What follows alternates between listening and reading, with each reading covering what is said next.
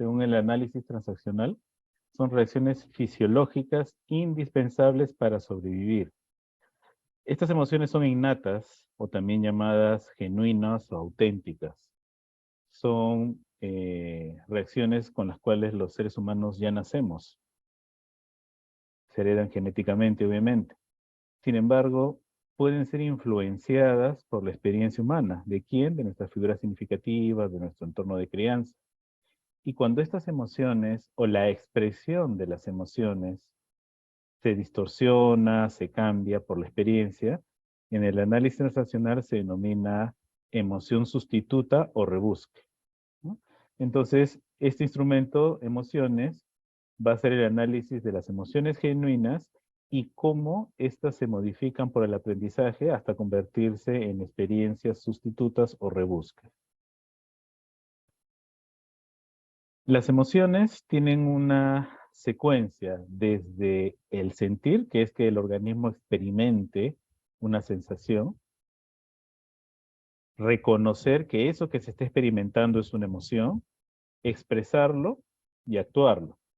Eso quiere decir que yo puedo sentir una sensación de aumento de calor en el pecho, reconocer que ese aumento de calor es cólera, expresar mi cólera diciendo algo y actuándolo de manera prudente, haciéndolo con respeto.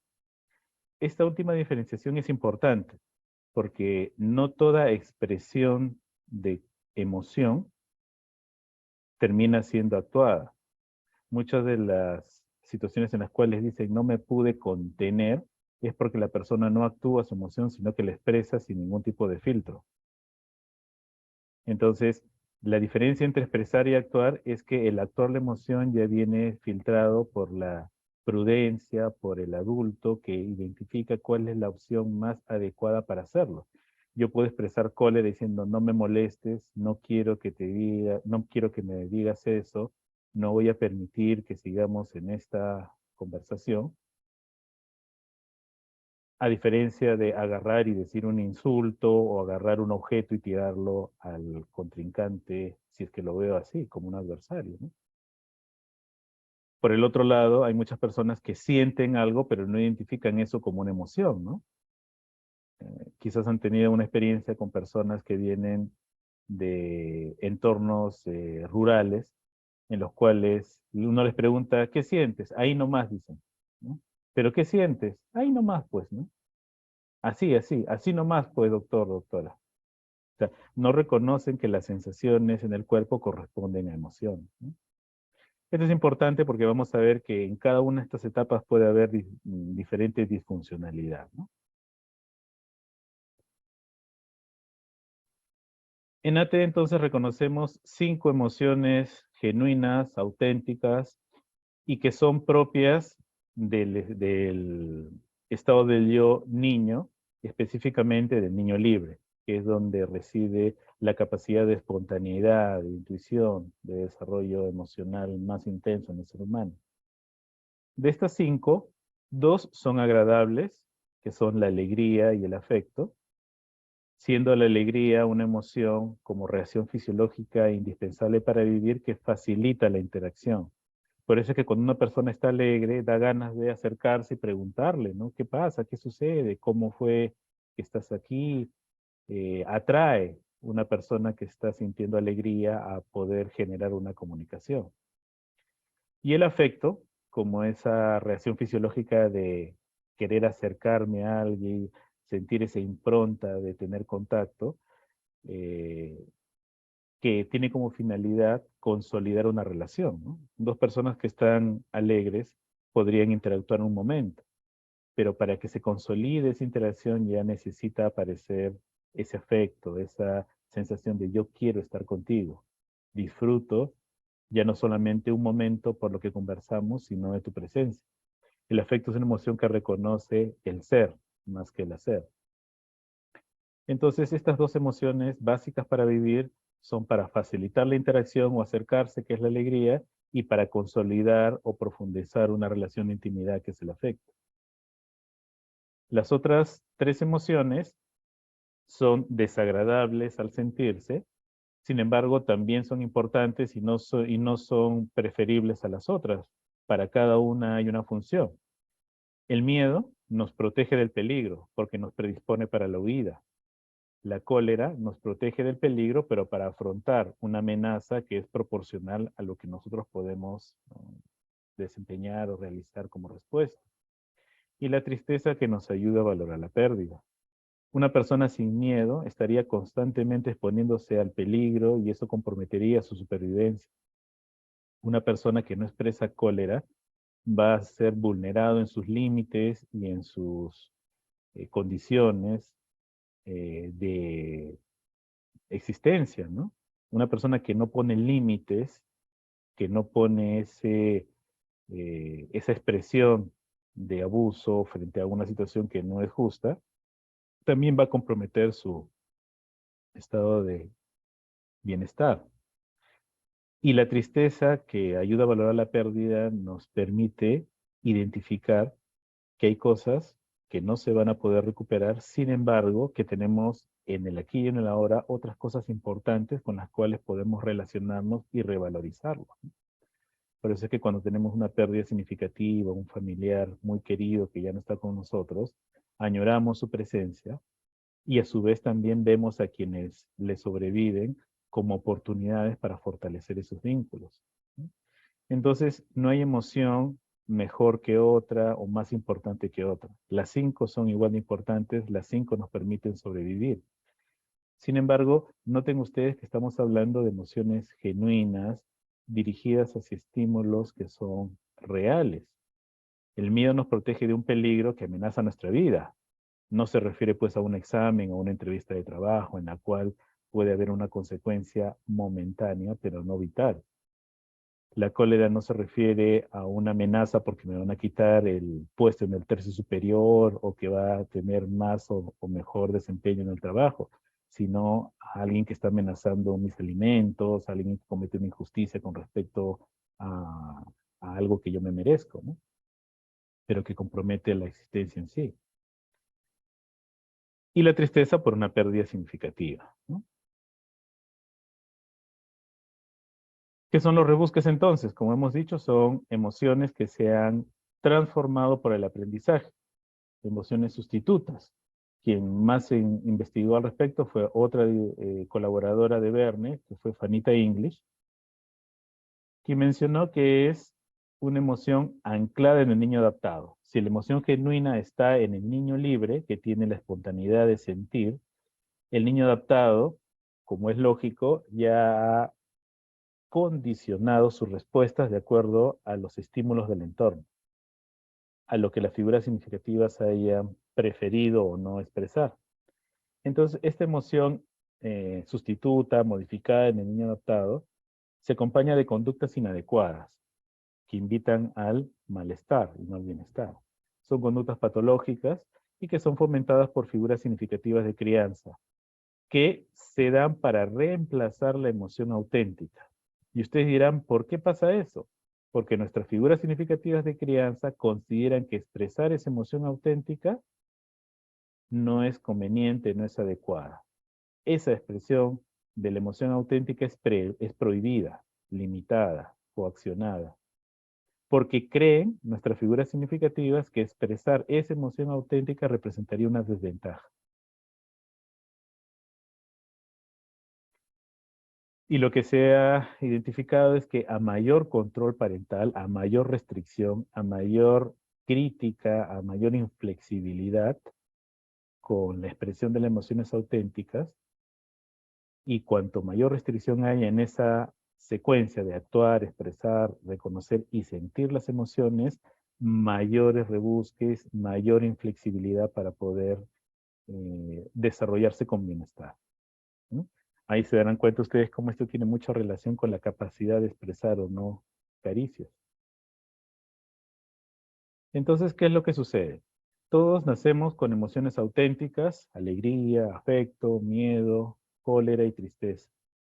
Sin embargo, si estamos rodeados de un entorno en el cual hay caricias negativas frente a la emoción auténtica, o prohibición de caricias positivas hacia ella, por ejemplo, los niños no lloran, Eso es una prohibición a expresar una emoción completamente auténtica, ¿no? Está mal que los niños lloren. Hombre macho no llora. Es una caricia negativa hacia la emoción auténtica.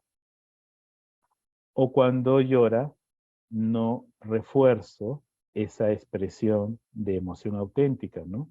No la protejo, ¿no? Cálmate, hijo, yo sé que estás triste porque perdiste tu juguete, vamos a buscarlo, ¿no? Yo te ayudo. O ya se perdió, se cayó de repente a una zanja, no lo vamos a poder recuperar. En otro momento vemos si podemos comprarte un juguete. Ahorita tenemos que regresar a la casa, ¿no? Entonces, sea que se critique o que no se proteja la emoción auténtica, esto va a generar un rebusto. Y en nuestra sociedad, la expresión de las emociones auténticas está condicionada inclusive por el género, ¿no? A los varones se les prohíbe expresar tristeza. En algunos casos, inclusive expresar afecto, ¿no? Dice, ¿eso qué es estar abrazándose, agarrándose la mano? Es cosa de maricones, dicen algunos padres chapados a la antigua, ¿no? Entonces, el niño crece con 3 de 5 emociones genuinas. Ya se darán cuenta ustedes todas las limitaciones que esto tiene, ¿no? Entonces, en lugar de expresar las 5, tiene que expresar o cólera, o miedo, si es que le permiten expresar miedo, o alegría. Usualmente también a los varones les prohíben expresar el miedo, ¿no? Porque dicen que van a ser vistos como débiles. Entonces, en una sociedad limitante de estas emociones, al varón solamente le queda expresar o cólera o alegría. Ya se darán cuenta ustedes por qué muchas veces hay expresiones de sarcasmos, burlas, que generalmente se dan en los varones, o expresiones violentas de cólera, porque son las únicas 2 emociones que tienen permitidas expresar. En el caso de las damas, algunas veces limitan la expresión de alegría, ¿no? Limitan la expresión de cólera, ¿no? Todavía hay abuelitas o mamás que le dicen a sus hijas, ¿no? Ay, hijita, no pongas esa cara, que con esa cara de amargada nadie te va a querer, ¿no? O le dicen, no te estés riendo así a carcajadas. Una señorita no se ríe así, compórtate bien. ¿Qué es eso de estar ahí moviéndote? Siéntate bien, ¿no? Porque a veces están riéndose las niñas, están disfrutando un juego. Siéntate bien. No, no te muevas así. No abras las piernas, no hagas esto, no hagas lo otro. Obviamente condicionado también por el tipo de vestuario o vestimenta que se tiene, ¿no? Entonces, ¿qué le queda a las niñas que van creciendo en este entorno? En lugar de expresar alegría o cólera, comienzan a expresar miedo o tristeza, pero obviamente no genuina. Y hay algo que sí se potencia mucho en las damas, que es la expresión del afecto, ¿no? Desde muy pequeñitas inclusive, le compran muñecas, ¿no? Para que simulen que están dando afecto a un supuesto bebé, ¿no? Entonces, cuando se prohíben estas emociones auténticas, lo que le queda a los seres humanos es desarrollar un rebus, que es una emoción sustituta que va a utilizar las otras emociones que sí tiene permitida, pero como si fuese una máscara de lo que realmente tendría que expresar. Por eso que ustedes verán que es como un ambiente gris, pero rodeado de una cáscara verde. O sea, aparentemente está bien, pero no es adecuado, porque está dentro del sistema de conductas no ok. ¿Por qué está dentro del sistema de conductas no ok? Porque no es la expresión genuina de lo que siente la persona, sino una modificación del aprendizaje. Y esto se da por adaptación al entorno de crianza y se puede mantener como una estrategia relacional durante toda la vida si es que no somos conscientes de ello. Y va a invitar a los juegos psicológicos, que es lo que vamos a ver en la siguiente sesión del próximo miércoles, que va a reforzar a su vez todo el contenido del argumento de vida de las personas. Entonces vamos a ver cómo se relacionan las emociones genuinas y los rebusques dentro del estado del yo niño. Si ustedes evocan el análisis estructural, cada uno de los estados del yo se grafican como un círculo, ¿no? Esto es como si le estuviéramos haciendo un zoom al estado del yo niño, al tercer círculo inferior. Entonces, las emociones genuinas van a estar en el niño libre, que en este gráfico se representa en la mitad superior. Y esas emociones, como hemos dicho, son alegría, afecto, miedo, cólera y tristeza. Sin embargo, hay modificaciones de la expresión de estas emociones por el aprendizaje y eso va a generar una adaptación en el niño adaptado. Y dependiendo de la posición existencial, recuerden la sesión de la semana pasada, recuerden que la posición existencial también es una decisión antes de los 8 años de cómo identificarse frente a las otras personas. El niño o la niña van a expresar rebusques de falsa emoción, que acá podemos graficarlo, lo ven ustedes como falsa cólera, dependiendo de la posición existencial que este niño haya aceptado en el momento de que ha tenido esa crianza. Entonces, cuando elige la posición existencial más menos, que ustedes recordarán, yo estoy bien, tú estás mal, es muy común que haya rebusques de falsa cólera. ¿Cómo se expresan estos rebusques de falsa cólera? Con resentimiento, celos, envidia, rivalidad, sadismo o triunfo maligno, que se dice, ¿no? Que es el triunfo cuando yo le saco en cara a los otros, ¿no? ¿Y por qué se produce esta falsa cólera? Porque el niño libre no tiene permitido expresar, por ejemplo, tristeza, si es un varón. O no tiene permitido expresar afecto. O de repente no tiene permitido expresar alegría, si es mujer. Si la posición existencial es menos más, que ustedes recordarán es yo estoy mal, tú estás bien, los rebusques más frecuentes en las personas que tienen este tipo de posición existencial son falsa alegría, falso afecto, falso miedo, falsa tristeza. Es decir, se relacionan con el entorno expresando falsas alegrías, afectos, miedos o tristeza. Recuerden ustedes, evoquen la imagen de una persona que está en rol de víctima. Usualmente son personas que están riéndose, lucen temerosas, crónicamente tristes, o muchas veces son sobreprotectoras con otras personas a su vez. Entonces, esto se va a expresar, este tipo de rebusques, con comportamientos de culpa, confusión, inadecuación y vergüenza. ¿Y qué pasa con las personas que tienen posición existencial menos menos? Yo estoy mal, tú y los demás están mal. También hay rebusques de falso miedo, falsa tristeza y falsa cólera que se expresa como desesperación, impulsividad, inutilidad, conductas bajo la percepción de no ser querido o querido, ¿no? Entonces recuerden, emociones genuinas en el niño libre, emociones rebusques en el niño adaptado y que se van a expresar dependiendo de la posición existencial.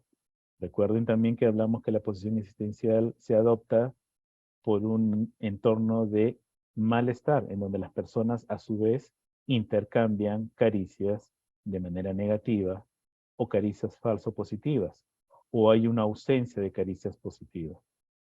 ¿A qué? A emociones genuinas.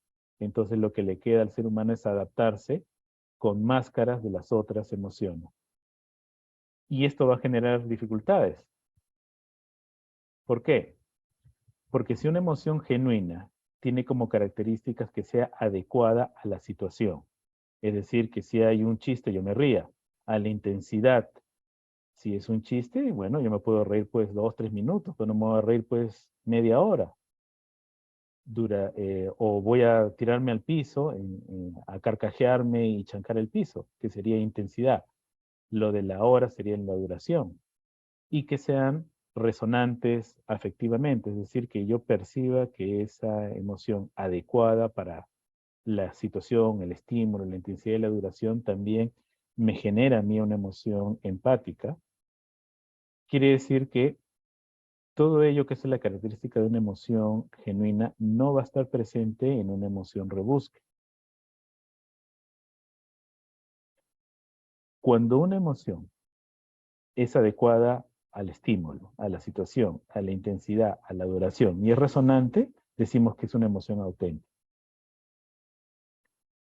Cuando esa expresión emocional no es de acuerdo a la situación, intensidad, duración o resonancia, es un rebusque.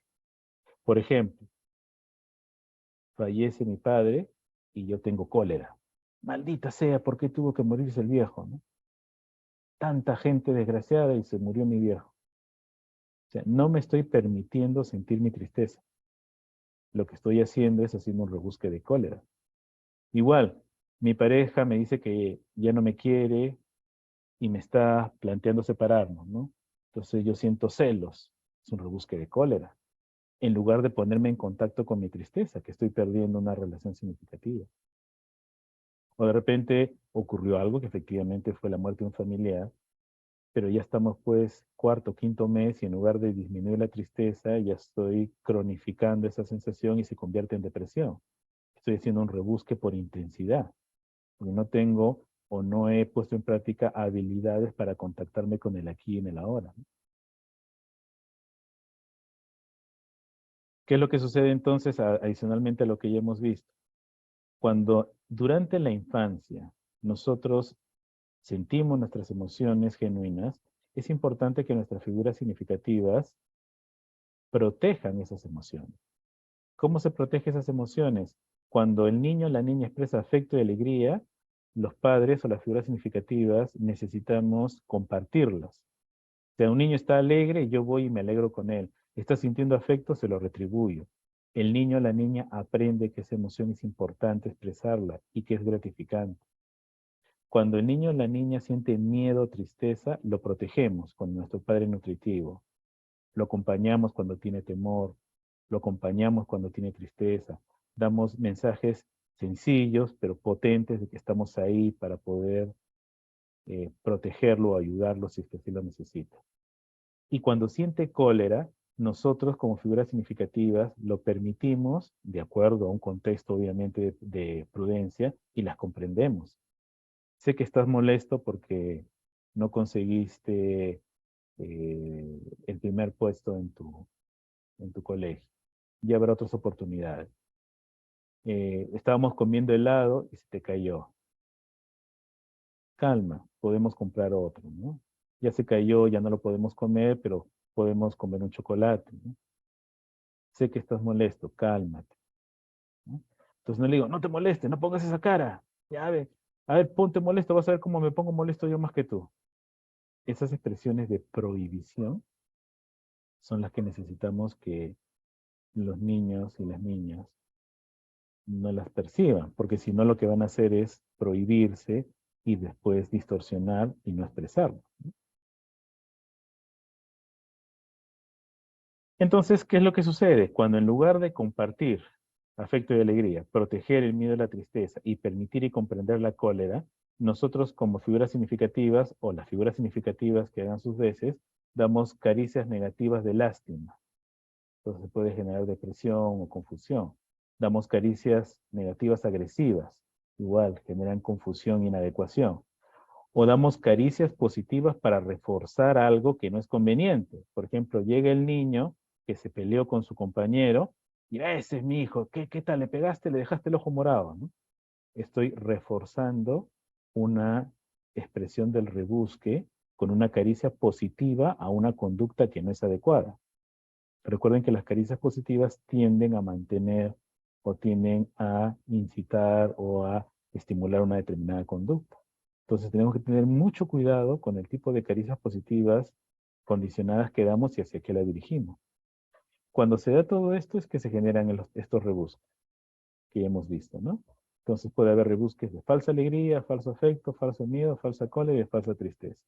Y todo ello puede expresarse con un bagaje de conductas, como ven ustedes acá dentro de la ubicación del niño adaptado. Y acá vamos a tener un cuadro general de posibles situaciones en las cuales se han desarrollado los rebusques con mayor frecuencia. Entonces, emoción auténtica, alegría. ¿Cuáles son los rebusques más frecuentes que se dan cuando una persona es prohibida de expresar su alegría? El falso miedo o culpa. Se genera cuando en la familia no se podía estar alegre si todos no lo estaban. Se reprochaban si alguien disfrutaba. Es decir, uno de los hijos está estudiando y el hijo menor, el niño de 3 años, se ríe por un chiste en la televisión. Entonces mamá dice, no lo fastidies a tu hermano que está estudiando, Pepito. ¿No? Pero Pepito pues está riendo y tiene derecho a reírse porque ha visto algo contento. Pero lo que le está generando esa intervención familiar es culpa, ¿no? Que está molestando a su hermano mayor. O, no haga ruido, carajo. Va a generar miedo, pues, ¿no? En lugar de sentir alegría, va a reflexionar este niño de que si expresa su alegría va a molestar, entonces va a tener miedo. Rebusque de ansiedad. Situación probable, cada vez que disfrutaba le reprochaban o le apuraban, ¿no? Ya, de una vez, ya, apúrate, apúrate. El niño está cambiándose la ropa para ir al colegio y de repente mete las dos manos por una sola manga y se ríe. Ja, ja, ja, ja. Ya, apúrate, apúrate, estás perdiendo el tiempo, ya. Entonces le genera ansiedad. Falso miedo. Si disfrutaba, le amenazaban o castigaban, como lo vimos hace un momento. O falsa tristeza, ¿no? Si mostraba alegría, la creencia de que algo malo pasaría, ¿no? Entonces, no te estés riendo tanto que si no vas a traer a la mala suerte. Algunas mamás decían eso, ¿no? El ejemplo más claro de esto es cuando una persona siente alegría y en lugar de alegría se pone a llorar, ¿no? Ganó el primer puesto de un campeonato y en lugar de saltar de alegría se pone a llorar. En los concursos de belleza, la señorita que sale elegida como primer puesto, en lugar de saltar y reconocerse porque es la más bonita según los parámetros de ese concurso, se pone a llorar. Y todo el mundo se conmueve, ¿no? Mira, qué alegre está, que hasta llora de alegría. Es un rebusque, pues, ¿no? No se permite expresar su alegría. ¿Qué rebusques son frecuentes en lugar de expresar el afecto genuino? Ansiedad. Esto se expresa cuando al mostrar afecto lo rechazaban o rebajaban, ¿no? Entonces el niño se acerca a papá, hola papito, ya, no seas meloso, hijo. Entonces genera ansiedad, ¿no? O sea, ¿está mal darle afecto a mi papá? Falsa cólera, cuando había peleas para evitar intimidad, ¿no? El niño, la niña ve que papá y mamá tienen dificultades para poder ponerse de acuerdo y comienzan a pelear y a pelear. Y nunca los ve darse un abrazo, darse un beso, una mirada tierna, ¿no? Entonces, cuando él siente afecto, siente confusión. Entonces, da cólera. Y esto es reforzado aún más todavía con algunas expresiones lamentables, como, por ejemplo, que en el nido, si ese niño te está fastidiando es porque seguro que se ha enamorado de ti. Así le dicen a veces a algunas niñas, ¿no? O celos, ¿no? Que cuando no se daban caricias suficientes a todos, cuando había preferencias, ¿no? Entonces yo en lugar de expresar afecto, en lugar de entender que las caricias están disponibles para todos, veo que hay preferencias. Entonces genera un rebusque de celos. Es común para el caso de la emoción auténtica miedo que el rebusque más frecuente sea falsa alegría. Y esto se da porque nuestras figuras significativas nos inducen a reírnos del peligro o frente a una situación de daño, ¿no? El papá regresa y dice, uy, casi me mata el camión, ja, ja, ja, se ríe, ¿no? Como una manera, entre comillas, de pasarla mejor. Pero como el niño o la niña recién está aprendiendo y no tiene ese nivel de reflexión, lo que aprende es que en lugar de contactarse con su miedo, comienza a reírse de manera nerviosa, ¿no? Los rebusques de cólera son muy variados. Puede haber, en lugar de cólera, falsa alegría, cuando las personas de su entorno se reían cuando estaban enojados, ¿no? Nunca falta esa señora o ese señor que viene de visita y está el niño o la niña molesta. Mira cómo está enojado. Ja, ja, ja, mira cómo pone esa cara de molesto. Entonces, no respetan su cólera y se burlan. Entonces, el niño o la niña aprende que en lugar de contactarse con su cólera hay que hacer falsa alegría. O falsa tristeza. Si es que alguien se enojaba, había el temor de una reacción muy violenta, ¿no? Entonces papá dice, no me hagas enojar, hijo, porque ya vas a ver y me vas a conocer. No me busques porque me vas a encontrar. Entonces hay una amenaza tan intensa para el momento de expresar cólera que eso más bien genera una sensación de que se va a perder la interacción. No me busques porque me vas a encontrar, ¿no? Entonces es una falsa tristeza, ¿no? No se distingue entre el sentir y el actuar. Puede haber falso afecto o culpa. Si mostraba cólera, lo culpaban y se quejaban, ¿no? Entonces el niño se molesta, a tu madre que se expresa, todo el día estoy cocinándote, la mamá se hace la víctima, ¿no? Y tú te molestas porque no te gusta, ¿no? Entonces se induce al niño o la niña que expresen culpa, ¿no? O falso afecto, eso, porque dicen, ya mamá, me lo voy a comer. A pesar que no le gusta el garbanzo, igualito se lo come. Tristeza. ¿Qué rebusque frecuentes hay? Falsa alegría, que se da cuando se reían, cuando estaba mal, cuando estaba triste. Falsa cólera, si es que se burlaban nuevamente cuando estaba triste. había situaciones en las que otro familiar estaba triste y monopoliza. Entonces, por ejemplo, pasan situaciones en las cuales en una familia hay una persona que está crónicamente enfermo, ¿no? El abuelito, por ejemplo, está con demencia, ¿no? Entonces llega el adolescente o el niño o la niña, está triste porque perdió algo importante. Entonces, ay, te estás entristeciendo por tonterías, ¿no? Mira a tu abuelito que ya está mal, no tienes por qué entristecerse, esas son tonterías. Entonces genera una sensación de fastidio distorsionada en lugar de contactarse con su tristeza, ¿no?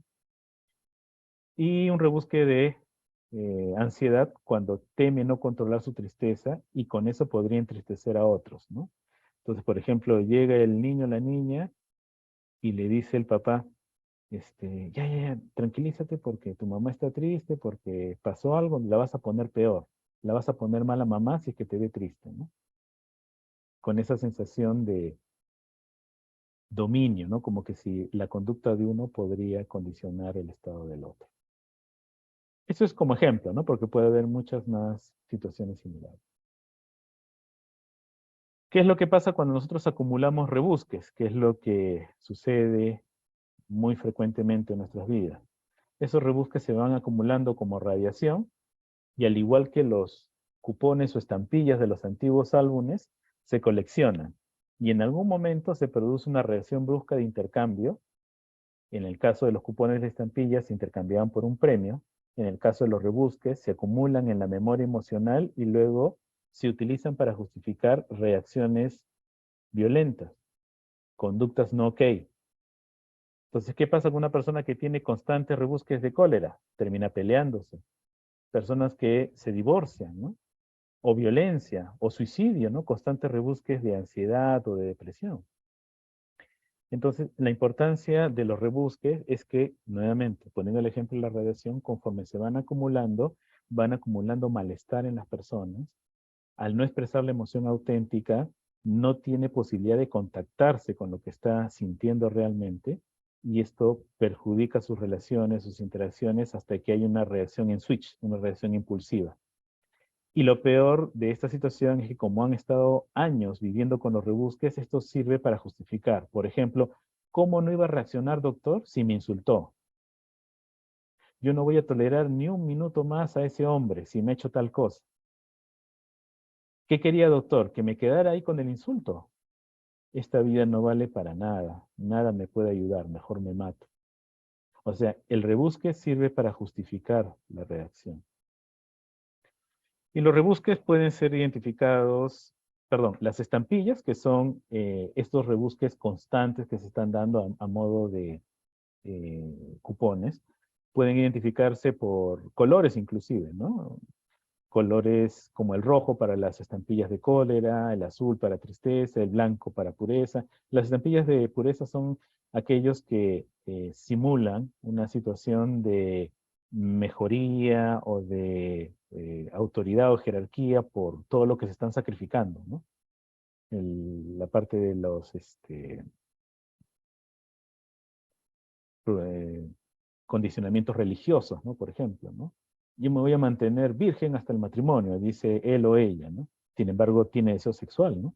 Pero está aguantando, aguantando, aguantando, aguantando, ¿no? Porque ya hemos dicho que el sexo es una necesidad natural en el ser humano, ¿no? Rebusques, o perdón, estampillas de miedo que se identifican con grises, o algunas estampillas de elogios, pero no elogios del sector ok, sino que cuando uno cree que tiene que hacer un mérito para que lo elogien. O sea, yo solamente merezco elogio cuando hago algo bueno o me esfuerzo, ¿no? Que serían las estampillas doradas. Entonces yo necesito recibir muchas estampillas para recién darme permiso de hacer algo, ¿no? Entonces yo tengo que sacarme buena nota recién para irme a divertir. O cuando termine la residencia, recién voy a ser papá o mamá, ¿no? Es como que si tengo que hacer algo para recién merecerme otra cosa. Cuando se coleccionan estampillas, lo que se hace también es invitar a otras personas para que desempeñen los roles complementarios en el juego psicológico que nos lleve a experimentar justamente ese rebusque. Es decir, si yo tengo rebusque de falsa cólera, voy a relacionarme también con otras personas que hacen falsa cólera para pelearme, ¿no? Voy a terminar ahí discutiendo. voy a terminar iniciando juegos que refuercen eso y que acumulen mis estampillas. Todo esto es intuitivo, ¿ah? No es racional. Es irracional porque no es algo que hayamos identificado como conveniente. Así lo hemos aprendido. Los rebusques y las estampillas son la base del origen y empeoramiento de los problemas psicosomáticos. Es más, mientras más tempranos son los rebusques, mientras más pronto en la vida se hayan identificado la prohibición de emociones genuinas, más problemas psicosomáticos va a tener esta persona y más difícil va a ser afrontarlos, ¿no? Al igual que los conversivos o disociativos, en los cuales todavía no se ha desarrollado el adulto como estado del yo dentro del ser humano, y no ha tenido la posibilidad de filtrar bajo ningún tipo de pensamiento. Se ha identificado, se ha asimilado, se ha aceptado como tal. Y esto va a generar creencias mágicas justificadas que van a justificar justamente esta expresión de rebusque. Y son estas 4 creencias que ven acá en el cuadro, ¿no? Que yo puedo hacer sentir a los otros bien o puedo hacerlos sentir mal. O que los otros me pueden hacer sentir bien o que los otros me pueden hacer sentir mal, como una situación de causa-efecto. Los rebusques consolidan este tipo de pensamiento mágico, ¿no? Cuando lo real es que yo puedo dar una invitación muy intensa a alguien que se sienta mal o que se sienta bien. Puedo hacer una caricia muy potente, positiva o negativa. Pero de ahí que la otra persona tenga que sentirse así, eso ya es una opción. Lo que pasa es que como no hemos recibido este tipo de información, este tipo de protección, creemos que no tenemos opciones. Entonces, si yo le digo algo a mamá que no está de acuerdo, la voy a hacer sentir mal. Como que si yo tuviera el poder de manipular su estado emocional, cuando en realidad es mamá la que no pone límites, la que no identifica que tiene opciones para reaccionar. Si yo le doy una mala noticia a mi pareja, entonces se va a poner mal, mejor me lo guardo. Y yo acumulo mi tensión y hago mi rebusque. O que otros me hacen sentir mal, ¿no? Alguien me insulta. ¿Tengo que insultarlo? Pues me está faltando respeto. ¿Cómo es posible? ¿Cómo me puedo quedar así? No me puedo dejar, cuando en realidad yo puedo decidir qué es lo más prudente en ese momento. O los otros tienen que halagarme para hacerme sentir bien, ¿no? Dijimos el ejemplo al principio de las redes sociales, ¿no? Entonces yo publico un estado en Instagram, en TikTok, en Facebook, ¿no? Entonces tienen que darme like, pues, ¿no? Porque si no me voy a sentir mal.